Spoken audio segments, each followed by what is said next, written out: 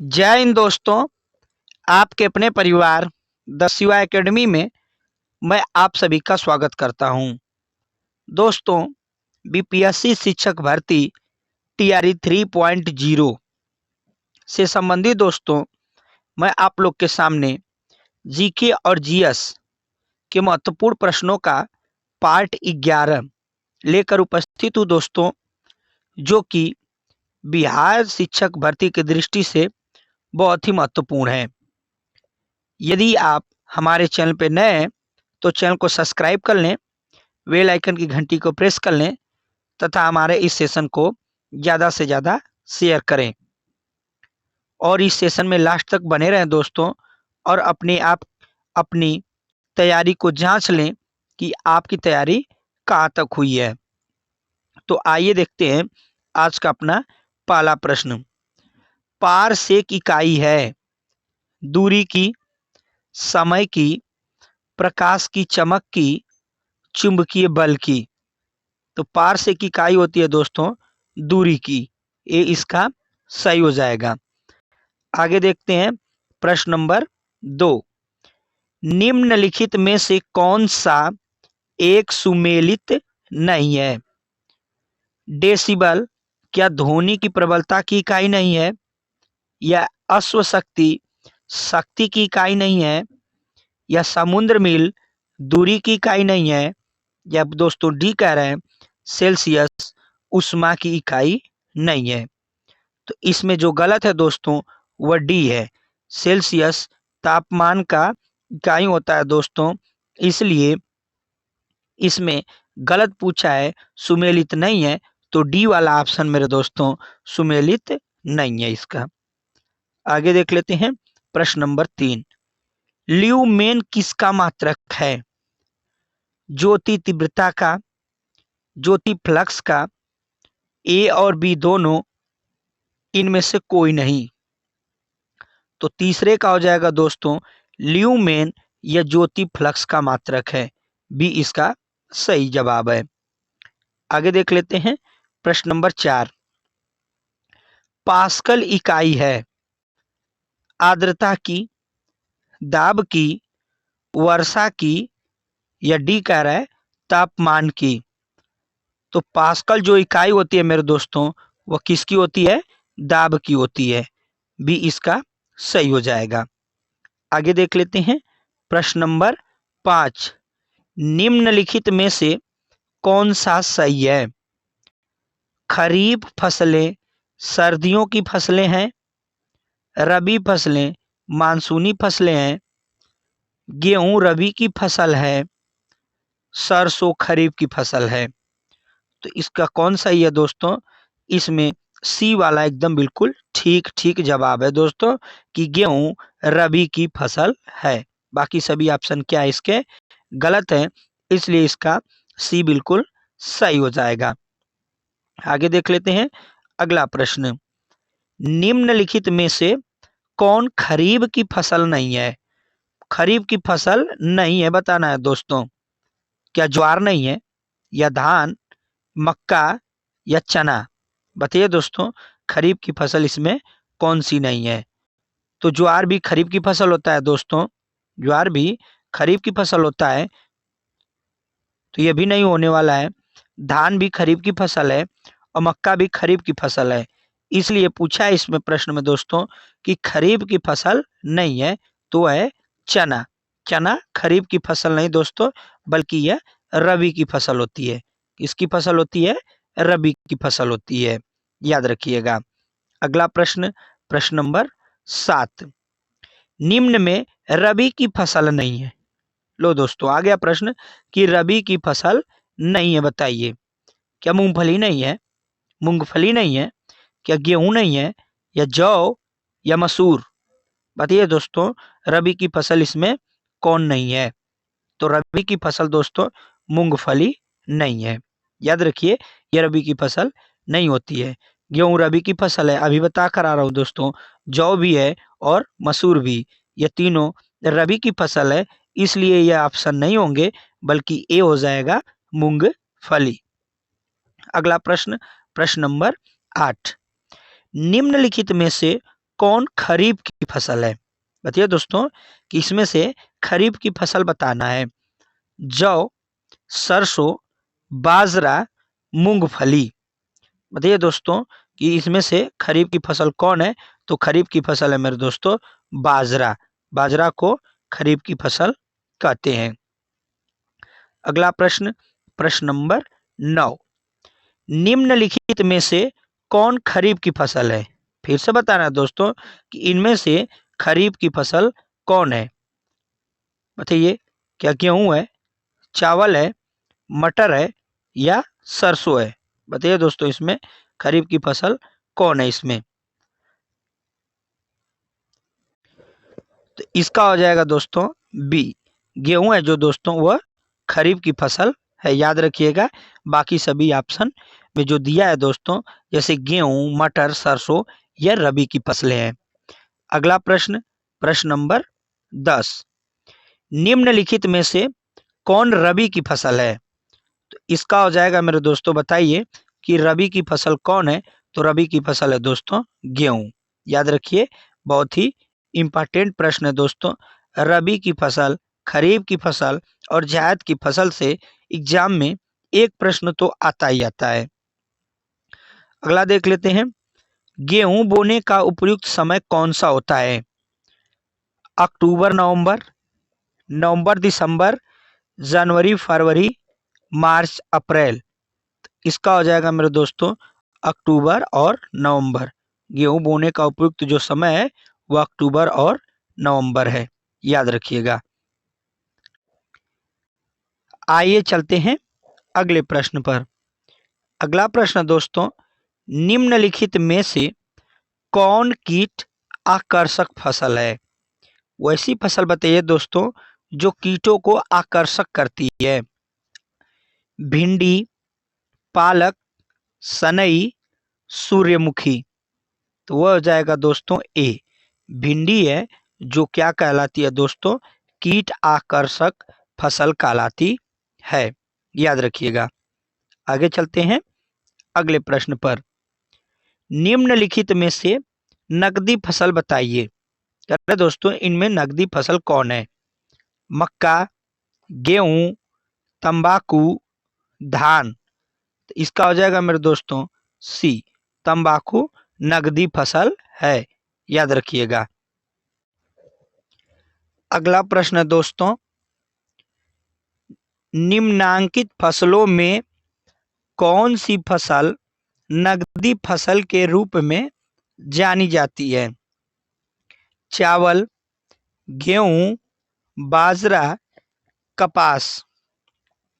तो इसका हो जाएगा मेरे दोस्तों डी, नकदी फसल के रूप में जाना जाता है दोस्तों कपास को, याद रखिएगा।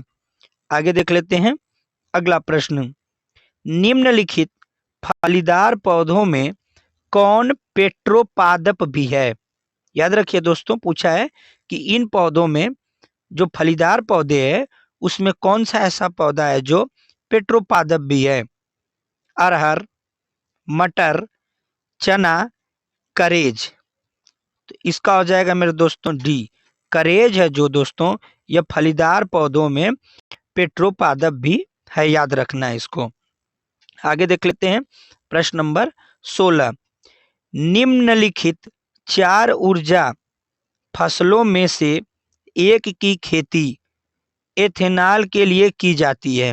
अरे कि ये जो 4 फसल दी गए दोस्तों, 4 ऊर्जा फसलों में से एक की खेती एथेनॉल के लिए की जाती है, वो कौन सा है? जैक्ट्रोफा है, जट्रोफा, मक्का, पौनगामिया, सूरजमुखी। तो इसका हो जाएगा दोस्तों ए, जट्रोफा। जट्रोफा है दोस्तों जो ऊर्जा फसलों में एक की खेती एथेनॉल के लिए की जाती है। आगे देख लेते हैं अगला प्रश्न, रेशा फसलें निम्न में से कौन सी हैं? बताना है दोस्तों कि इसमें से रेशा फसलें कौन सी हैं? जूट, गन्ना, अलसी, कपास, मक्का, तंबाकू, कपास, सन, जूट, सन, कपास, मक्का। तो इसका हो जाएगा मेरे दोस्तों सी, कपास, सन और जूट यह रेशा फसलें होती हैं। दोस्तों याद रखिए, यह बहुत ही वीआईपी प्रश्न है, बहुत एग्जामों में यह पूछा हुआ प्रश्न है। आगे देख लेते हैं अगला प्रश्न। जीव की मूलभूत इकाई क्या है? कोशिका, अंग, ऊतक, नाभिक। तो जीवन की मूलभूत इकाई है दोस्तों जो, वह कोशिका है। ये इसका सही हो जाएगा। आगे देखते हैं अगला प्रश्न।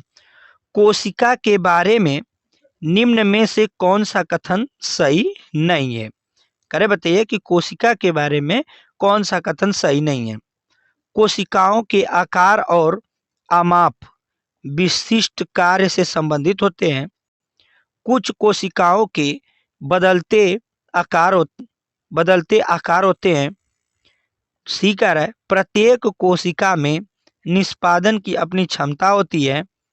डी कह रहा है सभी देह ऊतकों में एक ही प्रकार की कोशिकाएं विद्यमान हैं। तो इसका हो जाएगा मेरे दोस्तों डी, सभी देह ऊतकों में एक ही प्रकार की कोशिकाएं विद्यमान होती हैं। यह वाला कथन क्या है दोस्तों? गलत है। आगे देख लेते हैं अगला प्रश्न। निम्नलिखित में से कौन सा कोशिकांग पादप कोशिका में पाया जाता है किंतु जंतु कोशिका में नहीं पाया जाता? Chloroplast, ribosomes, mitochondria, endoplasmic reticulum. बताइए दोस्तों कौन कोशिका में, जंतु कोशिका में नहीं पाया जाता है? तो इसका हो जाएगा दोस्तों ए, क्लोरोप्लास्ट है दोस्तों जो कोशिकांग पादप कोशिका में पाया जाता है परंतु जंतु कोशिका में नहीं पाया जाता है। क्लोरोप्लास्ट है, याद रखिएगा इसको। अगला प्रश्न है कोशिका का जीवित अंश जीव द्रव्य कहलाता है। यह किससे बना होता है? केवल कोशिका द्रव्य, केवल केंद्रक द्रव्य, कोशिका द्रव्य और केंद्रक द्रव्य। डी कह रहा है दोस्तों कोशिका द्रव्य, केंद्रक द्रव्य और अन्य कोशिकांग। तो इसका हो जाएगा मेरे दोस्तों डी, कोशिका द्रव्य, केंद्रक द्रव्य और अन्य कोशिकांग। दोस्तों कोशिका का जीवित अंश जीव द्रव्य कहलाता है, याद रखिएगा। यह इन्हीं का बना होता है दोस्तों, बिल्कुल वीआईपी प्रश्न है। आगे देख लेते हैं अगला प्रश्न। 80% से अधिक कोशिका में पाए जाने वाला पदार्थ है। प्रोटीन, चर्बी, खनिज, जल। तो इसका हो जाएगा मेरे दोस्तों डी, जो कोशिका में है 80% से अधिक क्या पाया जाता है दोस्तों?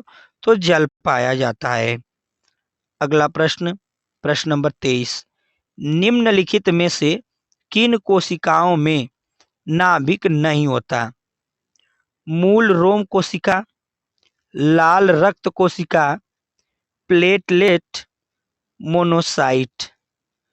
इसका हो जाएगा मेरे दोस्तों बी, लाल रक्त कोशिकाओं में नाभिक नहीं होता है, याद रखिएगा इसको। अगला प्रश्न, प्रश्न नंबर 24। निम्नलिखित में से कौन से कोशिकाओं के आत्मघाती बैग कहे जाते हैं? Lysosomes, ribosomes, dictyosomes, phagosomes. तो इसका हो जाएगा मेरे दोस्तों ए, लाइसोसोम्स होता है जो कोशिकाओं के आत्मघाती बैग कहते हैं दोस्तों इसको। अगला प्रश्न, प्रश्न नंबर 25। निम्नलिखित कोशिका अंगों में से कौन सा एक अर्ध पारागम्य है? कोशिका झिल्ली, प्लाज्मा झिल्ली, कोशिका भित्ति, केंद्रक। तो 25 का हो जाएगा मेरे दोस्तों ए, कोशिका झिल्ली, बिल्कुल इसका सही जवाब हो जाएगा। अगला प्रश्न, प्रश्न नंबर 26। निम्नलिखित में से किसको कोशिका का पावर प्लांट भी कहा जाता है? गाल्जी काय, माइटोकॉन्ड्रिया, राइबोसोम्स, लाइसोसोम्स। तो इसका हो जाएगा मेरे दोस्तों बी। कोशिका का पावर हाउस या पावर प्लांट दोस्तों माइटोकॉन्ड्रिया को कहा जाता है। अगला प्रश्न, प्रश्न नंबर 27। कोशिका का शक्ति स्रोत होता है माइटोकॉन्ड्रिया, कोशिका भित्ति, राइबोसोम्स, न्यूक्लियस। तो कोशिका का शक्ति जो स्रोत होता है मेरे दोस्तों वह होता है माइटोकॉन्ड्रिया होता है। याद रखिएगा इस प्रश्न को। अगला प्रश्न, प्रश्न नंबर 28। मानव शरीर में मौजूद निम्नलिखित कोशिकाओं में से किसमें माइटोकॉन्ड्रिया नहीं पाया जाता है? लाल रक्त कोशिका, यकृत कोशिका, मांसपेशी कोशिका, श्वेत रक्त कोशिका। इसका हो जाएगा मेरे दोस्तों ए। लाल रक्त कोशिकाओं में माइटोकॉन्ड्रिया नहीं पाया जाता है। अगला प्रश्न, प्रश्न नंबर 29। निम्नलिखित में से कोशिका का नियंत्रक केंद्र कौन है? केंद्रक, प्लाज्मा, लाइसोसोम, क्रोमोसोम। तो इसका हो जाएगा मेरे दोस्तों ए। ए हो जाएगा। कोशिका का नियंत्रक केंद्र जो होता है वह केंद्रक होता है। आइए दोस्तों, तो चलते हैं आज के अपने लास्ट प्रश्न पे। और आज का हमारा लास्ट प्रश्न है दोस्तों, निम्नलिखित की कोशिका सूक्ष्मतम जीवित कोशिका है। करे कि किसकी जो कोशिका होती है दोस्तों वह सूक्ष्मतम जीवित कोशिका होती है? तो वह होती है माइकोप्लाज्मा की सबसे सूक्ष्मतम और जीवित कोशिका होती है। याद रखिएगा। तो यह रहे दोस्तों आज के हमारे 30 प्रश्न।